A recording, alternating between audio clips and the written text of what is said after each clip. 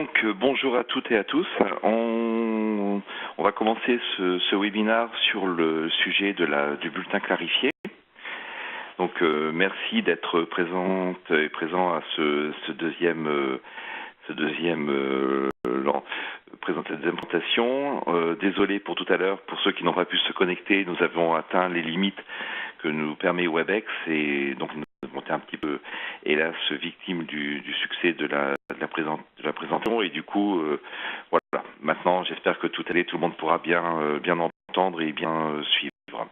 Donc, le but de cette présentation est de vous parler du bulletin clarifié ou bulletin simplifié. Le plutôt clarifié que simplifié. Vous verrez que le bulletin ne gagne pas trop en simplicité, mais plus en clarification pour le salarié. Nous avons évoqué le cadre légal et un peu de temps sur la présentation du bulletin. Tout ce qui est questions-réponses se fera à la fin. Donc nous prévoyons un petit temps en fin de présentation pour répondre à vos questions. Ce que j'invite à faire, c'est au fur et à mesure de saisir vos questions sur la zone de chat. Ça permet de pouvoir y répondre ensuite dans l'ordre d'arrivée des questions. Donc, le cadre légal de ce bulletin clarifié,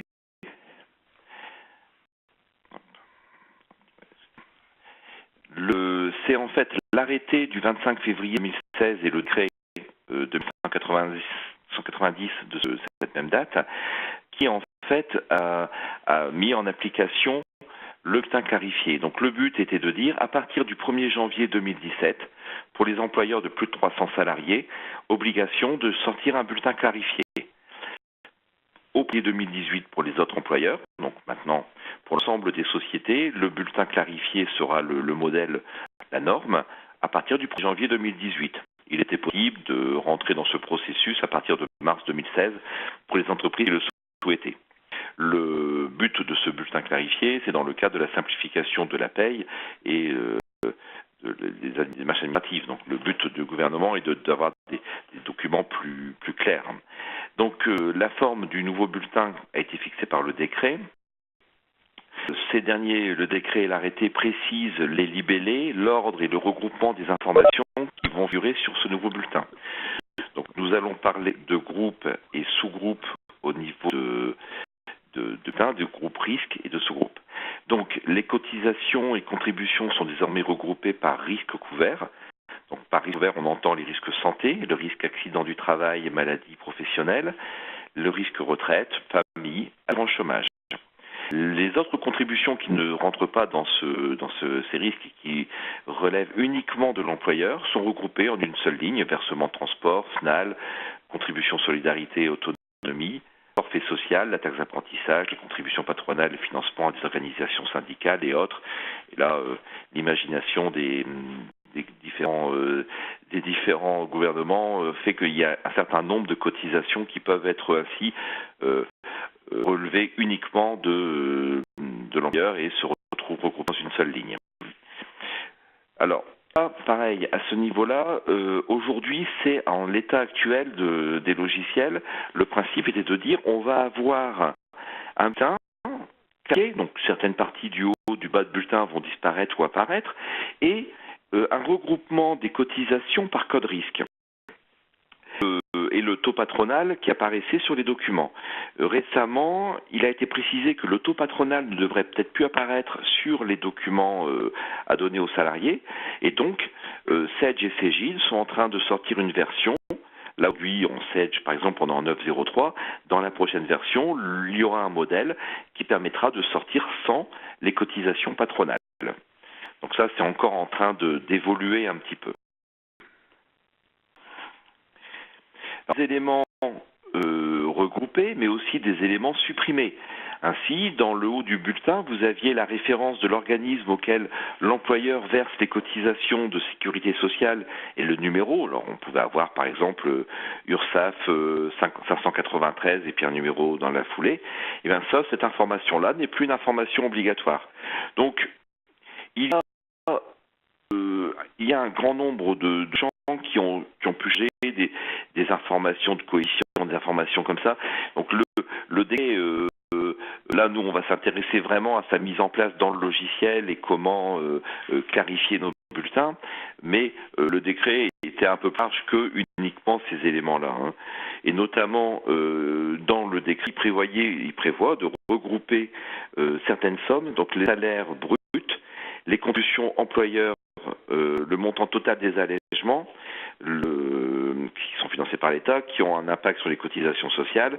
En fait, l'employeur va faire apparaître en bas du bulletin le coût total du salarié.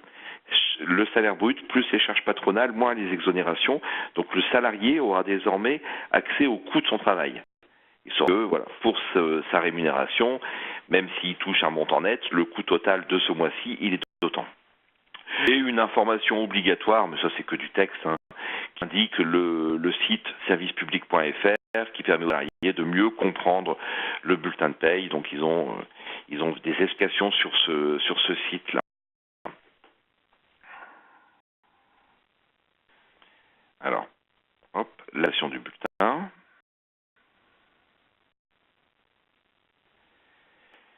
Là, dans ce qui... attendez... hop, je coupe le micro. Donc, dans les logiciels Sedge, et on verra ensuite dans Cegid, l'édition des bulletins clarifiés va être possible via des formats. Donc ici, nous avons le bulletin clarifié préimprimé 91-50 et le bulletin clarifié préimprimé 91-49. De sortir l'édition des bulletins, en édition ou en édition par salarié. Ces formats sont personnalisables. Dans le menu fichier paramétrage des bulletins État, vous allez pouvoir personnaliser vos bulletins clarifiés. Donc déjà, là arrive une première difficulté.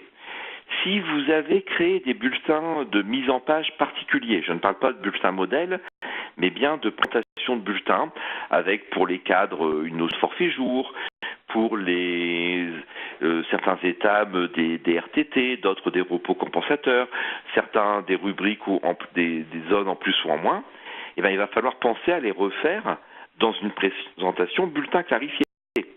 Ça veut dire, aujourd'hui, si j'ai 5 formats de bulletins personnalisés, je vais devoir les recréer en bulletin clarifié, donc il y a un petit peu de temps à y consacrer.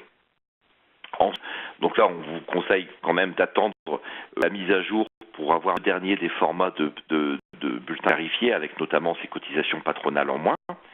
Mais on va voir par la suite qu'il y aura des modifications de paramétrage à faire avant d'en arriver à juste la mise en page. Donc là, c'est pour Sedge. Pour Cegid, ça va être la même chose. Une fois qu'on aura activé le fait qu'on utilise des bulletins clarifiés, le logiciel cochera par défaut en édition le bulletin simplifié. On aura un format de bulletin simplifié et au final, on restituera un document proche de celui de Sedge ou de Cegid. Ce sera le principal étant le corps du document avec les codes risques et les taux risques. La dictée pour les entreprises qui ont déjà commencé à utiliser ça depuis janvier, parce que plus de 300 salariés, le document bulletin clarifié, vous allez voir, il n'est pas des plus clairs. C'est clarifié pour le salarié. Le but, c'est de ne pas compliquer le bulletin, de dire au salarié, tu as un risque maladie, tu as un risque retraite, tu as un risque chômage, et d'avoir sur ces grands blocs les cotisations. Pour un actionnaire de paye et pour un contrôleur URSSAF, contrôler un bulletin clarifié, c'est pas clair du tout. Les premiers clients qui sont passés en bulletin clarifié et qui avaient à cette époque-là un contrôle URSSAF en cours, excusez-moi, le contrôleur a précisé que de toute façon, lui, ne vérifierait que les bulletins complets. Donc, aujourd'hui, sans éléments complémentaires de la part de l'administration qui justifieraient qu'on ne peut sortir que les bulletins clarifiés, les clients qui ont déjà passé en bulletin clarifié continuent à sortir en PDF les bulletins complets et pour les salariés et pour arriver dans la paye, les bulletins simplifiés. La norme, c'est le bulletin simplifié. Mais c'est vrai que pour vous, pour vos contrôles et pour votre contrôleur, il risque peut-être de plus travailler avec le bulletin classique, où là on a tout le détail des rubriques, qu'un bulletin clarifié qui regroupe des rubriques, donc qui va être assez complexe à contrôler. Voilà, je coupe un complémentaire. Donc là, alors, je réponds aux questions ensuite. Hein. Là, il faut penser que le bulletin clarifié, c'est celui qui sera archivé quand vous aurez clôturé. Donc, si vous voulez l'avoir en bulletin normal, ben, il faut le sortir avant. Alors ici, effectivement, dans l'entête, on voit qu'il n'y a plus la notion URSSAF 593. Bon, ça, c'est juste une suppression. Les notions, en fait, importantes, c'est cette présentation. C'est que désormais, on va avoir un risque santé et risque sécurité sociale, complément d'invalidité. On va avoir un risque accident de travail, un risque retraite et des sous-risques sécurité sociale, complémentaire TA. Alors, vous voyez, ça ne simplifie pas trop le bulletin. Hein. Il reste détaillé, tranche A, GMP, tranche B, tranche C. On aurait pu avoir simplifié, ça aurait été d'avoir qu'une seule ligne de cotisation. Non, il reste un peu de détails, mais par contre, il y a autre contribution due à l'employeur. Alors là, on a des regroupements. Donc, le bulletin clarifié, c'est plutôt pour permettre aux salariés qui se rendent compte de ce qu'ils financent dans ces cotisations, en fait, notamment ici, une partie pour la retraite, une partie pour la CSG. Donc, le bulletin clarifié va mieux voir, d'avoir une meilleure vision là-dessus. Ensuite, du bulletin, on va avoir ce total versé par l'employeur qui va nous permettre d'avoir un coût. On prend un salaire ici, c'est un bulletin à 10 000 euros, le net est à 8 000, par contre le coût de l'employeur est de 16 000. Et ici, une zone qui permet d'avoir les allègements de cotisation, donc ça peut des fois un peu gêner parce que certains employeurs ne voulaient pas faire apparaître les allègements de cotisation dans les bulletins. Désormais, elle apparaît et elle apparaît très visiblement en bas.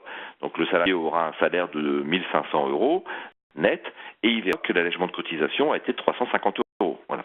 Ça, faut bien appréhender ça parce que ça peut générer quelques réactions au niveau des salariés qui vont constater effectivement qu'il y a des aides. Ça fait logiquement, hein, mais voilà. C'est un peu plus... là, c'est clairement plus visible. Et ici, une information pour indiquer aux salariés qui peut se connecter à servicepublic.fr pour récupérer de l'information, s'informer sur ce bulletin. Ce que je vous propose, c'est de passer sur l'écran, sur un écran de paye. Hop. Donc, je suis dans mon jeu d'essai. Au niveau du logiciel, on va pouvoir paramétrer les bulletins clarifiés quand on aura le format du bulletin clarifié. Si vous avez, vous, dans vos bulletins modèles, par exemple, j'ai un bulletin employé, dans le bulletin employé, je peux lui dire, pour le bulletin employé, je sors le bulletin extrémité RTT. Et demain, je devrais, si j'ai un bulletin extrémité RTT, un bulletin clarifié extrémité RTT, donc le créer, un bulletin. Sur le format bulletin clarifié, on voit que ces deux formats ont été rajoutés. Donc c'est un bulletin clarifié sans calendrier. J'ai des notions qui ont été ajoutées, donc ça on ne va pas l'inventer, hein. Ça il va falloir prendre les formats. J'ai ici des intitulés de sous-risque et de risque, donc une présentation bien particulière. Maintenant, ce qui peut être, c'est que peut-être pour certains salariés, vous aviez enlevé la notion d'horaire, vous aviez enlevé la notion de repos compensateur ou de ce comme ça. Donc il va falloir retravailler les formats de vos bulletins s'il y a des personnalisés. La difficulté aussi quand on a des bulletins un petit peu différents dans les formats, c'est que quand on va éditer ici nos bulletins, édition des bulletins, je vais pouvoir lui dire, je prends le bulletin prédéfini. Et dans ce cas, je prends le bulletin qui est dans le bulletin modèle, et ici c'est un bulletin clarifié cadre, un bulletin clarifié non cadre, il le sortira. Par contre, si vous voulez sortir l'ancien bulletin, vous allez devoir sélectionner un bulletin papier blanc, et là, vous n'aurez pas accès à vos différents bulletins personnalisés que vous aviez avant.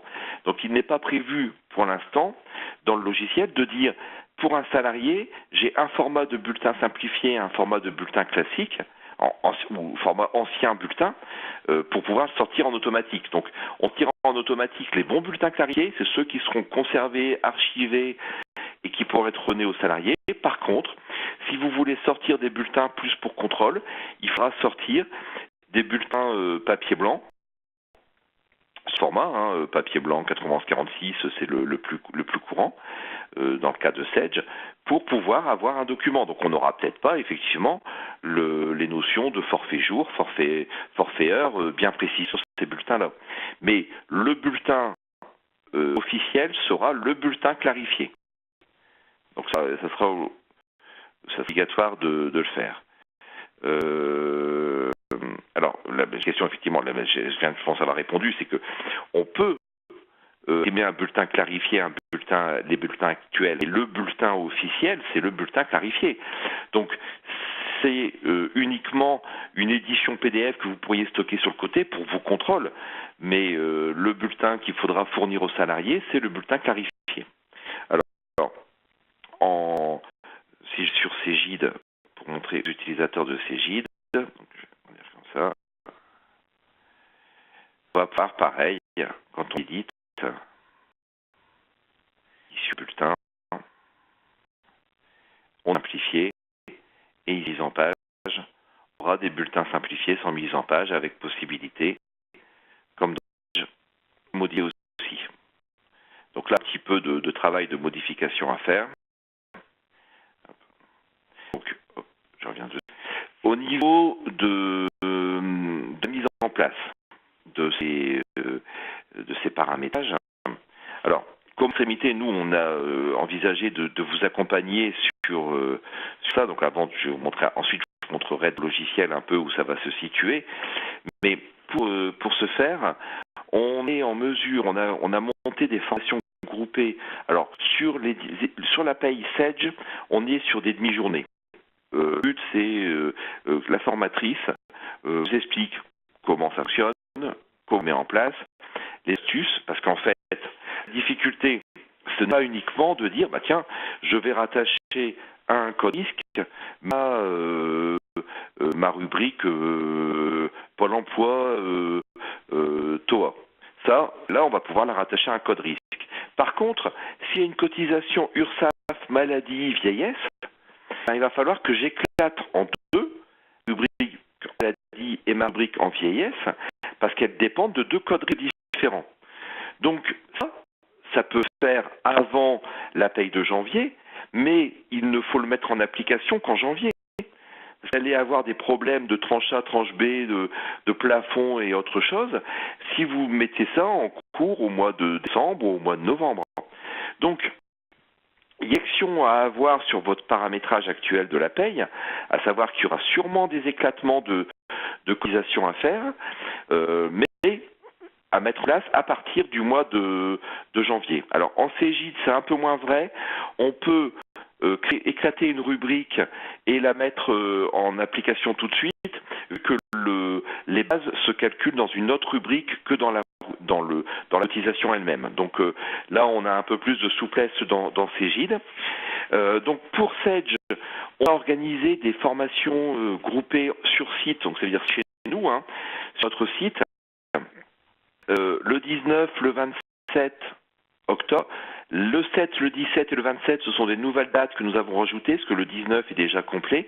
Donc on a rajouté des dates au niveau du planning. Le 25 octobre, pour ce qui est de Cegid, ça c'est par web. Donc Cegid, on est sur une web formation d'1 à 2 heures. Vous verrez que ce n'est pas très compliqué en Cegid. Quelques règles à bien comprendre. Le plus compliqué, c'est si vous devez commencer à modifier des mises en page. Ça, c'est dans tout logiciel de paye, la mise en page et la grosse difficulté. Mais là, vous allez, en Cegid, nous allons le faire via une formation web. Donc, ça permet d'éviter de vous déplacer et ça dure 1 à 2 heures. En Sedge, c'est un peu plus complexe. Donc, nous avons prévu une demi-journée le matin pour la formation sur la mise en place du bulletin clarifié.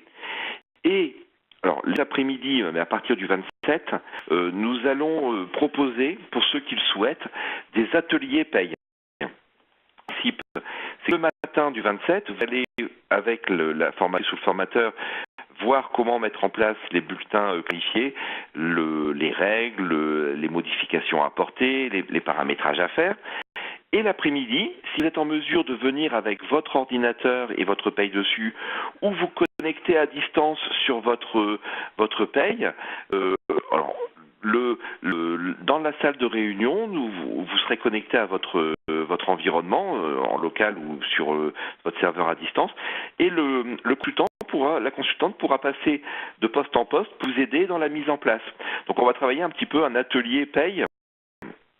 Ce qui permettra déjà des échanges aussi entre les différents intervenants. Alors bien sûr, on ne va pas, on va limiter les intervenants à les personnes présentes à 7. Le but c'est de ce qui reste gérable, qu'on puisse quand même voir les cas individuels et d'accompagner les différentes personnes dans cette mise en place. Donc ça, sur l'invitation, on a juste indiqué la formation du matin, mais si vous inscrivez le matin, on vous contactera pour vous proposer, voir si vous êtes intéressé pour venir l'après-midi. Et dans ce cas-là, ça pourrait passer effectivement dans le cadre d'une journée de formation complète en fait. Donc voilà pour ce qui est des dates qui ont été prévues pour vous aider à vous accompagner. Alors j'ai une question où on me dit avec les changements de taux ça va se compliquer. Bah oui et non. Quand un taux change, il concerne une rubrique. Donc si c'est le taux de l'allocation familiale qui change, vous avez votre taux d'allocation familiale et ça a un impact sur le code risque qui ne fait qu'un regroupement des codes. Donc pour un petit peu comment ça va se faire dans la paye. Alors, dans la paye, nous allons avoir nos rubriques, nos constantes, classiquement. On va paramétrer un bulletin personnalisé. La notion de risque va se gérer ici dans les paramètres, vérifier, risque et risque. Donc, les différents codes, pour affecter les rubriques, c'est ici que nous allons le faire.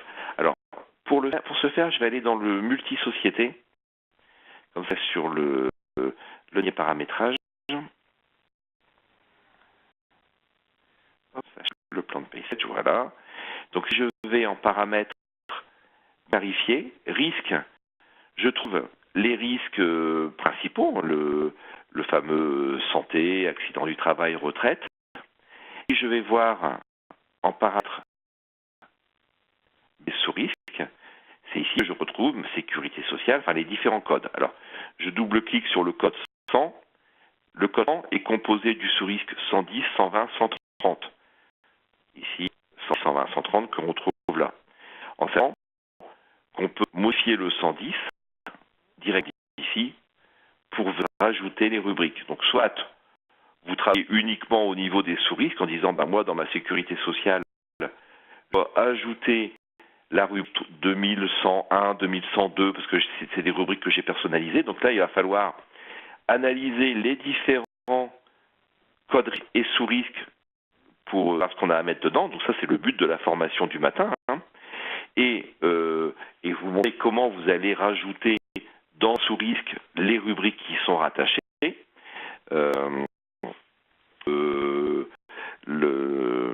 L'après-midi, vous pourrez mettre en application ceci.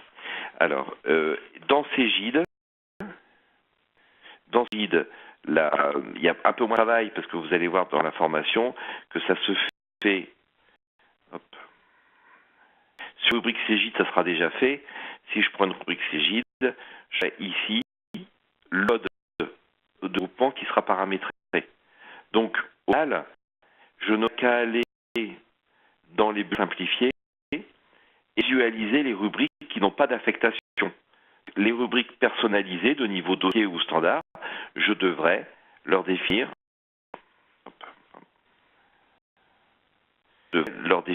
un code de regroupement. Le code de regroupement, il est indiqué par l'administration. C'est du légal.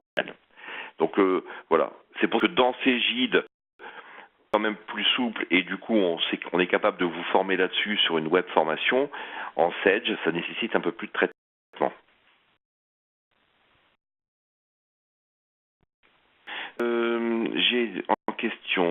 sommes en décalage de paye? Devons-nous mettre en place le bulletin simplifié en janvier, en décembre ou en février avec la paye de janvier? Voilà, ça c'est une très très bonne question. J'ai eu la question au groupe précédent. Là, je n'ai pas l'information pour l'instant. Ça, je vais me renseigner et revenir vers vous. Pour nous, on ne parle pas de cotisation de taux, mais de regroupement. Il semble que ça soit en janvier. Et là, bon, là, je ne peux pas être affirmatif, donc je vais noter de revenir vers vous, de fournir l'information dès qu'on a cette info. Alors après, les infos, elles vont être disponibles sur le site des impôts. On va avoir le service public communique sur ces bulletins clarifiés. En un petit peu les différents sites qui parlent de bulletins clarifiés, on se rend compte aussi que beaucoup d'éditeurs sont un petit peu vent debout là-dessus parce que voilà, la DSN, la fin de la DADS, différents sujets. C'était peut-être pas le moment de mettre en place ça. Ma question elle est au 1er janvier 2018. Nous allons essayer de vous accompagner au mieux dessus et ce principe de formation groupée, c'est pour nous la meilleure méthode. Alors, l'après-midi, atelier se fera le même jour que la formation, donc prévoir d'emmener un PC pour se connecter sur sa paye, oui. Le but sera de le faire. Alors, le 17, pour l'instant, nous n'avons pas bloqué de date. Le 19, pardon. L'après-midi n'est pas bloqué, on verra si on en fait un le 19, mais le 27, c'est prévu. Si vous savez venir avec votre machine ou si on sait se connecter à distance sur vos serveurs, donc là, il faudra peut-être faire des tests avant pour pas que on consacre une partie de l'atelier à essayer de se connecter vous, mais ça on fera des tests au préalable. Le mieux, oui, c'est vous venez avec votre portable, vous vous connectez à distance, ou on vous fournit un portable si c'est une connexion à distance, et on vous fournit un portable et on se connecte à distance. Donc oui, bien sûr, je reprécise que le 19, la date elle est complète, et que par contre, si vous êtes déjà inscrit pour le 19, pour les ateliers, pour l'instant, on n'a pas prévu d'atelier l'après-midi. Ce n'est que le 27, on verra, suivant les demandes, s'il y a lieu de faire un atelier l'après-midi. Mais les dates, donc 19 et 27, 19 étant complet, dans l'email que vous avez reçu, vous n'avez reçu que le 19 et le 27, et nous avons rajouté les dates du 7, 17 et 27 qui ne sont pas présentes actuellement dans le mailing. Alors, la nouvelle version ne sera pas encore installée. Alors, la version, il faut être au minimum, on vous demande d'être en 0.3, d'être en dernière version du logiciel. Il y aura une mise à jour, plus pour la notion de charge patronale qui va disparaître. Mais la création des risques, des sous-risques, et de voir s'il y a lieu d'éclater des rubriques, elle peut se faire dans des versions même un peu antérieures. Là, il va falloir vérifier dans quelle version vous êtes. Et puis, effectivement, on préfère quand même que vous soyez dans la dernière version. Maintenant, on sait que beaucoup d'entre vous ont peut-être rencontré des difficultés avec les prérequis de l'éditeur qui nécessitent que certains serveurs 2008 ou anciens soient évoluent pour avoir les nouvelles technologies. Bon, là, on va gérer au cas le cas la chargée clientèle et les personnes de la hotline vont être capables de vous dire si vous êtes en mesure d'installer ou pas le logiciel, et puis on avisera si vous êtes sur une de nos machines. Mais bon, voilà. Alors, non, la version 9.03 n'est pas sur le site, parce qu'elle était... elle était uniquement en téléchargement via l'éditeur. En fait, on n'arrivait pas sur le site. En fait, comment ça se passe? Quand je sors une mise à jour, elle apparaît dans la vignette. Ensuite, au bout d'un certain temps, elle est disponible sur le site de Sedge et Extrémité peut la télécharger, vous la mettre à disposition. Sur des versions comme le 9.03, quand vous étiez en 9.01, la mise à jour elle est assez simple et pas trop lourde. L'intérêt de l'avoir sur le site Extrémité, la mise à jour, c'est quand c'est une grosse mise à jour. Alors par exemple en Gide, c'est des fois des fichiers qui font 2-3 gigas. Là, quand on télécharge à partir de l'application, au bout d'un moment, il va se mettre en blocage parce qu'il va considérer que ça a duré trop longtemps. Mais là, 9.03, non, pour l'instant, on n'a pas mis. On a mis à jour, là, tout récemment, il va être mis à jour un fichier Bob, donc l'équivalent du PPS de Sage, un fichier Bob à la cotisation à partir d'octobre, des réclamations. Donc il y aura sûrement un fichier plan de payage. J'ai pas eu le temps de le télécharger aujourd'hui, voir s'il était disponible, mais le fichier Bob, lui, l'est. Et entre autres, en nouvelle cotisation, c'est une contribution exceptionnelle et temporaire. Enfin, on a vu ça pendant des années, et encore actuellement, il y a encore cette CET. Mais là, une qui rentre en octobre 2017 jusqu'à septembre 2020, avec un taux de 0,5%. Pour tous les contrats entrant dans le champ d'application de l'assurance chômage. Donc ça, c'est une nouvelle cotisation.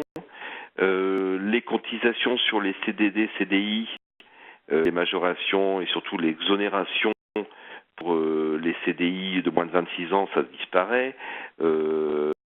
Sa majoration pour les CDD d'usage est maintenue pour 18 mois. Donc il y a un grand nombre de modifications, mais orientées Pôle emploi. Donc ça, soyez vigilants dessus.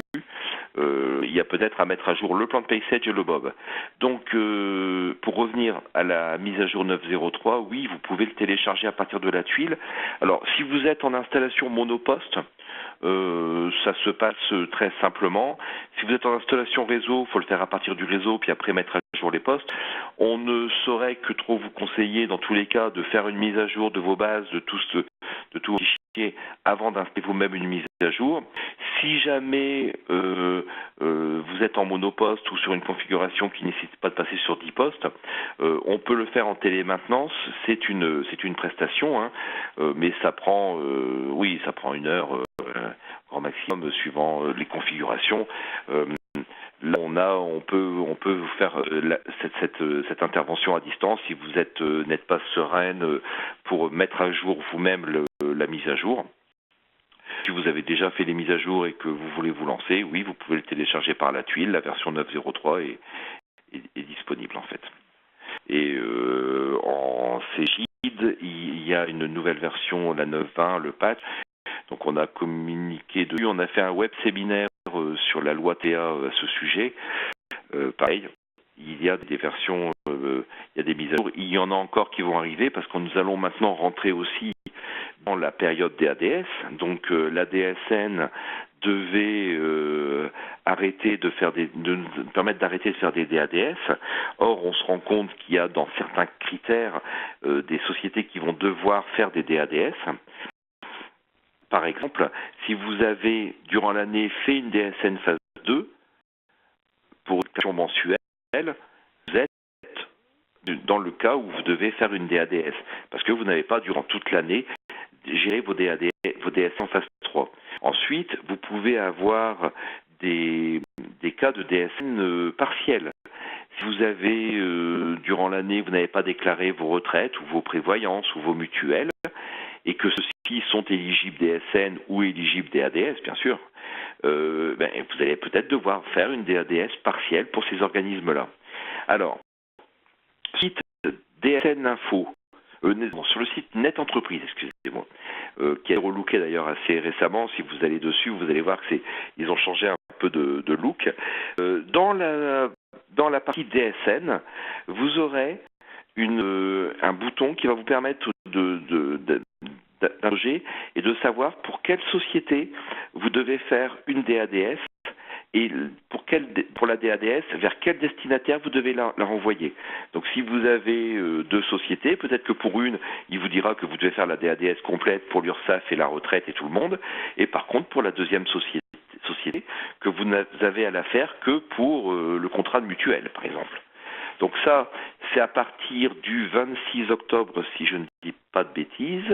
De notre côté, on ne peut pas se permettre d'attendre le 26 octobre pour lancer une campagne DADS. Ça va mobiliser nos consultants, ça va mobiliser beaucoup de ressources. Donc nous avons fait parvenir semaine dernière un emailing avec un petit questionnaire qui vous permet de nous répondre sur 5-6 questions pour voir si vous êtes susceptible de faire la DADS, si vous avez, comme je vous disais, fait des DSN phase 2 pendant 2 mois. Ah là c'est bon, là vous devez faire une DADS, et donc que par rapport aux interventions précédentes, on puisse estimer un peu un temps nécessaire, et nous allons débriefer tout ça entre consultants pour voir pouvoir vous proposer le plus rapidement des interventions et vous aider dans cette dernière DADS. Là, on croise les doigts. On ne peut avoir de DADS l'année prochaine. Donc là, c'était prévu qu'il y en ait certains cas. On s'est rendu compte que les mutuelles, les prévoyances, ça a été un peu compliqué à mettre en place. Donc là, oui, il y en aura. Mais on a la DADS pour certains à faire, il y aura la DSN en début de mois, et il y aura le bulletin clarifié. Donc on ne peut pas permettre d'attendre le mois de janvier pour mettre en place le bulletin clarifié. On ne pourra pas intervenir dans tous les dossiers pour aller paramétrer les bulletins clarifiés. Donc on va favoriser ces interventions en formation groupée, parce que c'est un sujet sur lequel se prête la formation groupée. Il y a théorie, il faut comprendre le cheminement et comment on va fonctionner là-dessus. Et ensuite, un petit atelier applicatif pour le mettre en place.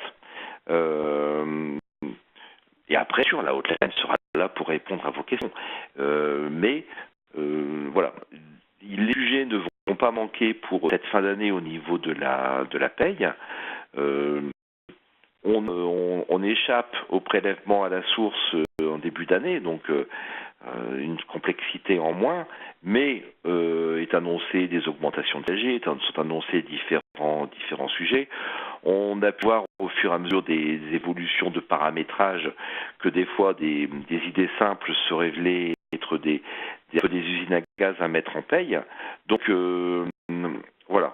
Le mot c'est anticipation sur le bulletin clarifié, de façon à être serein et sereine en janvier. Alors en janvier, vous avez les premiers bulletins que vous allez sortir, c'est en quoi il y a des départs, et à la fin du mois, dans le pire des cas, donc il y a du temps pour le mettre, mais on sait que la DADS vous prend un certain temps. Tout à l'heure, une cliente me demandait si elle pouvait sortir, faire les virements et sortir en bulletin simplifié, en bulletin normal, les payes de janvier, et puis après les rééditer en bulletin clarifié. Si c'est une question de jours qu'elle veut paramétrer sur début février, on peut imaginer. Après, on peut dire aux salariés, je t'ai fait un acompte et je te sors ton bulletin dans les jours qui suivent. Mais dans tous les cas, vous ne pourrez pas clôturer tant que vous n'avez pas fait vos bulletins clarifiés. Parce que c'est le bulletin qui a été édité avant la clôture qui est conservé en mémoire. Et la norme, c'est le clarifié. Donc, vous pouvez avoir un petit délai de quelques jours, mais ça va pas. Faut pas s'attendre à avoir 2-3 mois de délai pour mettre en place. Ça veut dire que l'objectif, c'est début janvier qu'on est capable de sortir des bulletins clarifiés. Je vais regarder s'il y a des questions complémentaires.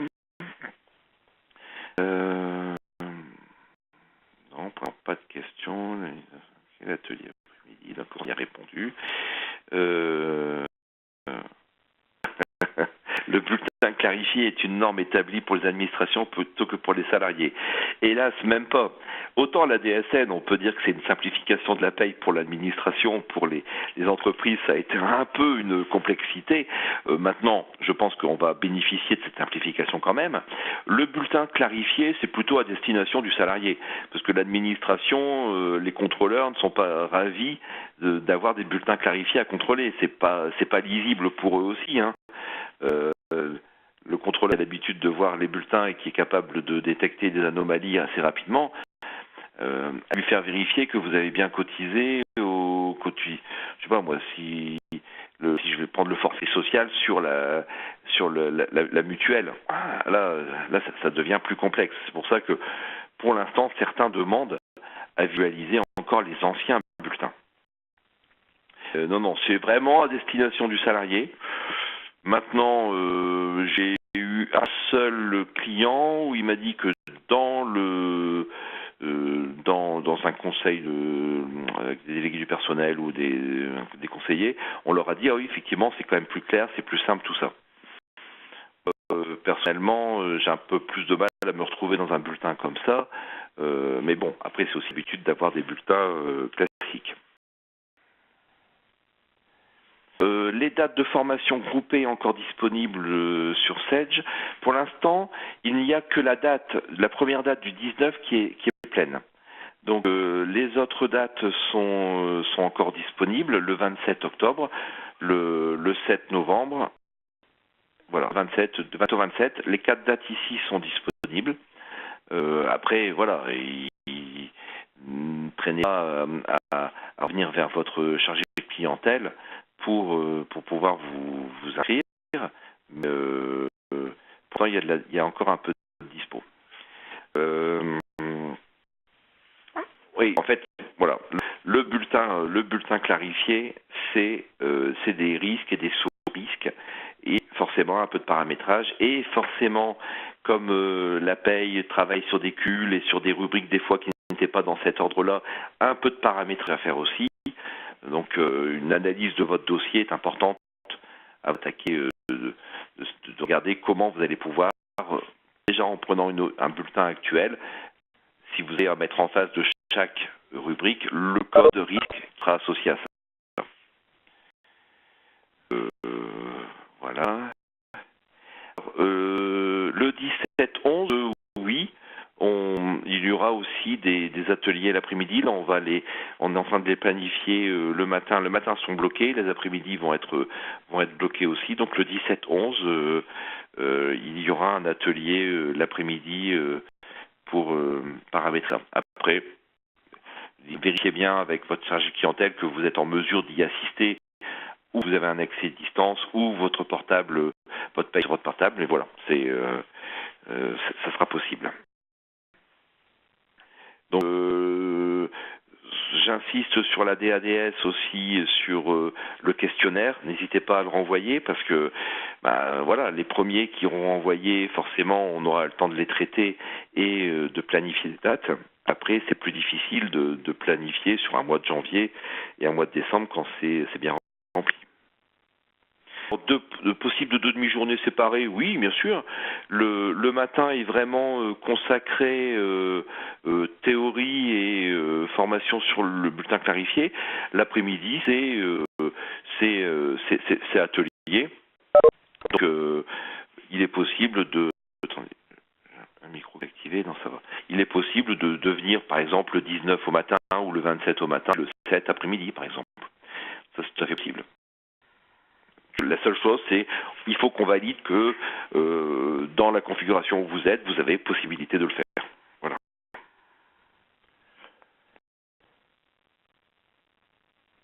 Autre question.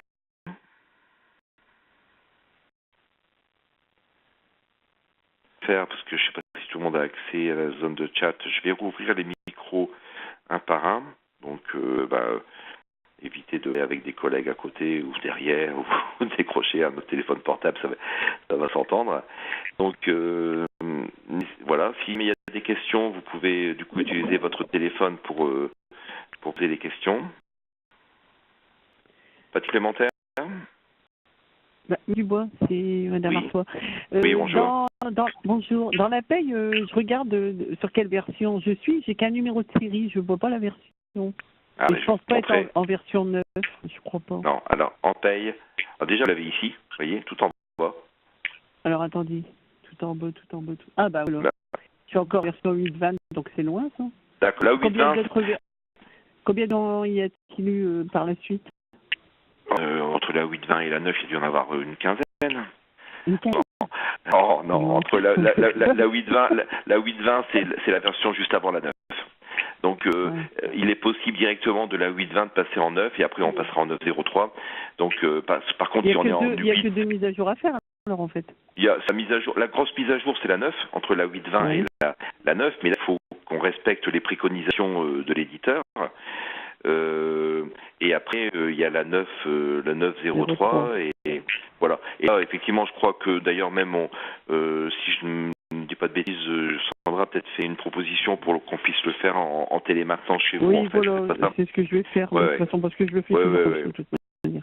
Comme il y a le serveur en plus, que je préfère quand même. Oui, tout à fait. Ouais. C'est plus prudent, surtout dans une configuration serveur, mais l'avantage, c'est qu'on n'a pas à passer, ce qui sera en version 8.01, 8.02, on doit passer la 8.20 et ensuite la 9. on pourra passer directement de la 8.20 à la 9 et à la 9.03 dans la clé, en fait. Par contre, on doit basculer en P100C, c'est ça? Non, ah non, c'est la compta. La version. La paye reste en oui. I7. C'est compta. I7, d'accord. Oui, la paye, ça reste I7.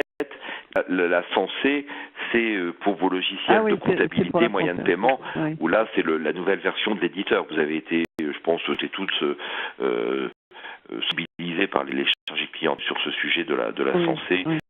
Voilà. Donc, par contre, la paye I7, pour avoir le bulletin clarifié, il y a juste une mise à jour à faire. On n'avait pas une nouvelle version de la paye à avoir, non? Alors, il y aura une nouvelle version à avoir. Là, aujourd'hui, il y a des entreprises qui font déjà le bulletin clarifié depuis janvier. Donc, en version 8.01, même 7.50, le bulletin clarifié était là. Mais la version 9.03, donc ça, elle apporte des modifications. C'est un patch correctif. Il y avait eu des petits soucis dans la mise à jour 9 sur DGA. Mais la version qui va sortir 9.10, 9.1, je ne sais pas encore le numéro, elle va tenir compte des compléments d'informations qu'on a eus sur les bulletins clarifiés, à savoir qu'on ne devrait pas, a priori, avoir de montants patronaux. La charge patronale ne devrait pas apparaître. Mais aujourd'hui, en installant la version 9.03, même avec la version que vous avez actuellement, mais de toute façon, il faudra passer sur ces mises à jour-là, on est en mesure de travailler sur les bulletins clarifiés. Ah, d'accord. Très bien. Donc, est-ce qu'il y a d'autres questions? Alors, par contre, il y a une personne, là, je coupe, j'arrive pas à débloquer. Ça y est, j'ai débloqué. Donc, voilà, je ne sais pas s'il y a d'autres questions. Non. Alors, de toute façon, si vous avez des questions qui viennent après, les chargés clientèle et la hotline, nous sommes là pour vous renseigner. On aura forcément, on vous sollicitera pour un web séminaire ou un séminaire peut-être en fin d'année sur la DADS, quand on aura un peu plus d'infos dessus. Regardez vos mails, parce que c'est vrai qu'on essaye de faire de plus en plus ce style de format. On l'a fait sur la mise à jour V9 il y a quelque temps avec Aurélie, une présentation des nouvelles fonctionnalités. On l'a fait encore tout récemment avec Grégory sur la loi TVA. Voilà, un format qui permet d'être assez réactif. N'hésitez pas à vous y inscrire. D'accord. Si plus personne n'a de questions, je vais vous souhaiter une bonne fin de journée et encore m'excuser pour le petit désagrément de 14h30 où vous n'avez pas pu vous connecter du fait de la limite de participants à la session. Et puis n'hésitez pas à revenir vers les clientèles, vers les consultants si vous avez des questions. On est là à votre écoute. Bonne fin de journée. Monsieur Dubois. Au revoir. Bonne journée. Au revoir.